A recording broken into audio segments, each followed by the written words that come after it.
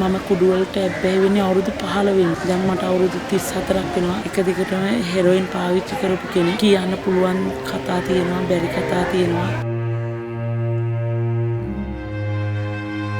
இவரை நாம் காண்பது வெலிக்கடை சிறைச்சாலையினுடைய பெண்கள் பிரிவில் ஆகும்.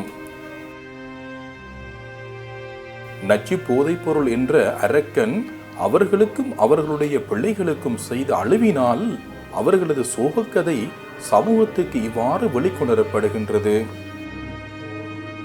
ஐஸ் මත්ද්‍රව්‍යත් පාවිච්චි කරනවා. අවුලම රිමන් බන්ධනාගාරේ අවුරුද්ද කාල සීමාවක් ඉඳලා එළියට ගිහලා මාසෙකමාරක් ඉන්නකොට තමයි මට මේ අවුරුද්ද කච්චුවක් තිරදනුවක් දුන්නේ. බබාලා දෙන්නෙක් ඉන්නවා. අවුරුදු 12ක කෙනෙකුයි පහේ එහා මාවත් තරලා දෙයි. එක බබා කෙනෙක් එහා ගාව ඉන්නවා, අනිත් එක්කෙනා අපේ අක්කා ගාව. ඒ පාවිච්චි කරනවා අවුරුදු 20කට වැඩි.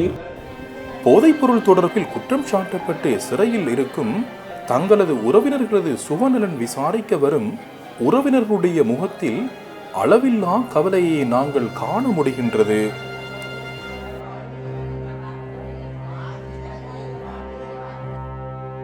கடந்த சில தசாப்தங்கள் முழுவதும் நச்சு போதைப்பொருள் பாவனையானுடைய எண்ணிக்கை வேகமாக அதிகரித்துள்ளது. அவர்களால் சிறைச்சாலை நிரம்பி வழிகின்றது. ලංකාවේ බන්ධනාගාර 36යි රඳවන්න පුළුවන් උපරිම සංඛ්‍යාව 10500යි. හැබැයි අද කනගාටුයි කියන්න මේ බන්ධනාගාර 36 තුල අද අපි 39000කට ආසන්න සංඛ්‍යාවක් රඳවගෙන තියෙනවා. මේ 39000 තුල වැඩියෙන් ඉන්නේ 65ක් විතර ඉන්නේ මත්ද්‍රව්‍ය සම්බන්ධ වැරදි. போதை அரக்கனால் பெற்றோர் பிள்ளை உறவு அளவிட முடியாத அளவு சீர்குலைந்து காணப்படுகின்றது. சீர்குலைந்துள்ள குடும்பங்களினால் கைவிடப்பட்ட குழந்தைகள் ஏராளம்.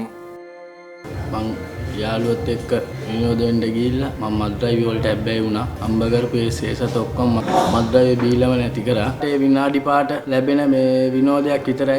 ඒකෙන් පස්සේ මුළු ජීවිතේම අඳුරේ මත්ද්‍රව්‍ය බොණ්ඩ ගත්තා කියන්නේ තියෙන හැම දෙයක්ම නැති වෙනවා. දෙමාපියන් බව මගෙන් ඈත් වෙලා ඉන්නේ. 5 வயதுக்கு குறைவான சிறுவர்களுடன் சிறையில் இருக்கும் தாய்மார்களுக்கு குறைவே கிடையாது. இந்த சிறுவர்களும் சிறைவாசம் கொண்ட வாழ்க்கையே அவர்கள் கழிக்க நேரிடுகின்றது. 2014දී මගේ පුතාට මාස 6න් මම බන්ධනාගාරගත වෙනවා. කුරුවිට බන්ධනාගාරයට අවුරුදු 4මාරක කාල සීමාවක් මම මගේ පුතත් එක්ක බන්ධනාගාරේ ඉන්නවා. ඒත් මේ හෙරොයින් සම්බන්ධවම නඩුවකට මගේ පුතා මට එතෙන්දී අහිමි වෙලා ළමා නිවාස ගත කරනවා. මගේ පුතාව හෙරොයින් නිසා මට මගේ පෞල් ජීවිතේ නැති වුණා. මගේ දරුවෝ සීසීකඩ වුණා. நச்சு போதைப் பொருள் பாவனையில் 18 வயதுக்கும் 35 வயதுக்கும் இடைப்பட்டோர் உயர்ந்த அளவில் இருப்பதாக அறிக்கையிடப்பட்டுள்ளன. දෙමාපියනි ඔබේ ළමයා ඇහි තියන් හදන්න ඕනේ උගයක ඔබ ඉන්නේ. ළමයා ඇහෙන් එහාට මෙහාට ගත්තොත් මත්ද්‍රව්‍ය සහ මත්ද්‍රව්‍ය තියෙන ආදීනව ටික ඔබේ ළමයා විනාශ කරන තැනකට ඔබ ඉන්නේ. ඒක නිසා අපි හැමෝම මත්ද්‍රව්‍ය වලට විරුද්ධව සහ මත්ද්‍රව්‍ය වලට එරෙහිව සහ ළමගේ ළමයා සුරක්ෂා කරන්න අනිවාර්යයෙන්ම දැනගත යුතුයි.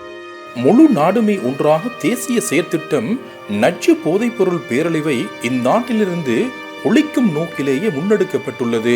முழு நாடுமே ஒன்றாக செல்கையில் நச்சு போதைப்பொருள் கைப்பற்றல் உள்ளிட்ட போதைப்பொருள் பயன்படுத்துவனுடைய கைதும் அதிகரித்து காணப்படுகின்றது.